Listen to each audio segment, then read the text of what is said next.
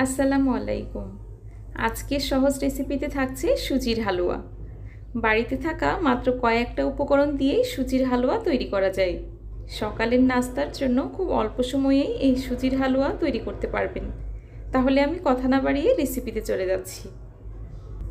হালুয়া তৈরির জন্য প্রথমে আমি প্যানে 3 টেবিল চামচ ঘি দিয়ে দিচ্ছি। যে কোনো হালুয়া তৈরিতেই ঘি ইউজ করলে এর টেস্টটা খুব ভালো হয়।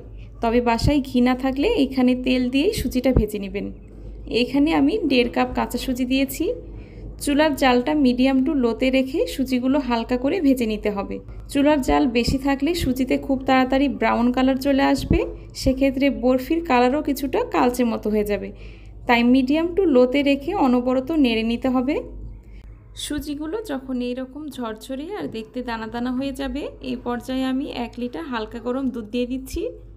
এখানে হালকা গরম দুধ ব্যবহার করলে সুজিটা রান্নার সময় আর দলা পেকে যাবে না।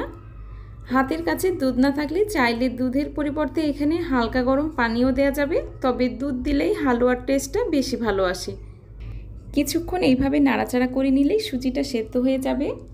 সুজি সেদ্ধ হয়ে গেলে এখানে আমি 3টা এলাচ আর 1 কাপ চিনি দিয়ে দিব। তবে চিনিটা একবারে না দিয়ে হাফ কাপ করে 2 বারে দিয়ে দিব। এতে করে হালুয়াতে কোনো লাম্পসের সৃষ্টি হবে না। হাফ কাপ চিনি দিয়ে মিক্স করে এবার বাকি হাফ কাপ চিনিও অ্যাড করে দিচ্ছি। আর মিষ্টির ব্যালেন্স ঠিক রাখার জন্য দিয়ে দিচ্ছি সামান্য একটু লবণ। এবার সবগুলো ভালোভাবে মিক্স করে নিব। এই পর্যায়ে চুলার জালটা লোতে রেখে অনবরত নাড়াচাড়া করতে হবে। কিছুক্ষণ মিক্স করে নিয়েছি আর হালুয়ার কালার চেঞ্জও হয়ে এসেছে। এই পর্যায়ে এখানে আরও 2 টেবিল চামচ ঘি দিয়ে দিচ্ছি। হালুয়া রান্নার শেষের দিকে ঘি দিয়ে দিলে ফ্লেভারটা খুব ভালো পাওয়া যায়। ঘি দিয়ে হালুয়ার সাথে মিক্স করে নিচ্ছি। আপনারা যদি এইটাকে হালুয়া করে খেতে চান তাহলে ঘি মিক্স করার পরপরই চুলাটা অফ করে দিবেন। আর আজকে যেহেতু আমি বরফি তৈরি করব, তাই আমি আরও কিছুক্ষণ রান্না করে নিব। ঘি দেওয়ার পর আমি আরও 5 মিনিটের মতো রান্না করে নিয়েছি আর হালুয়াগুলো প্যানের গা ছেড়ে দিয়েছে। ঠিক এই পর্যায়ে আসলে চুলাটা অফ করে দিচ্ছি আর এর মধ্যে যে এলাচগুলো দিয়েছিলাম সেগুলো তুলে নিচ্ছি। হালুয়া সেট হওয়ার পর প্লেটে যেন লেগে না যায়, তাই প্লেটে সামান্য ঘি ব্রাশ করে নিয়েছি। এইবার হালুয়াগুলো প্লেটে নিয়ে একটা স্প্যাচুলা দিয়ে সেট করে নিচ্ছি।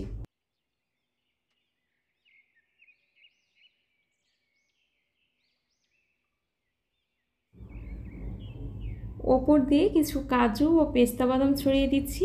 এতে দেখতেও যেমন লোভনীয় লাগে, ঠিক তেমনই খেতেও অনেক মজা লাগে। একটা স্প্যাচুলা দিয়ে চেপে চেপে সেট করে নিচ্ছি।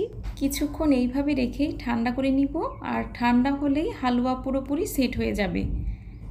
একটা নাইফের সাহায্যে পছন্দ মতো কেটে নিলেই তৈরি হয়ে যাবে সুজির বরফি। খুব অল্প সময়েই এই বরফিগুলো তৈরি করা যায়। আমি খুব সহজ করে দেখানোর ট্রাই করেছি। আশা করছি আজকের এই হালুয়া তৈরির রেসিপি আপনাদের ভালো লেগেছে। ভালো লেগে থাকলে আমার চ্যানেলটা সাবস্ক্রাইব করে সাথেই থাকবেন।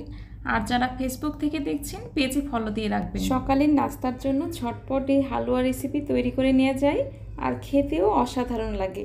রেসিপি ফলো করে বাসায় বানিয়ে নেবেন আর কেমন লেগেছে সেটা কমেন্ট করে জানাবেন। আজকের মতো বিদায় নিচ্ছি। আল্লাহ হাফেজ।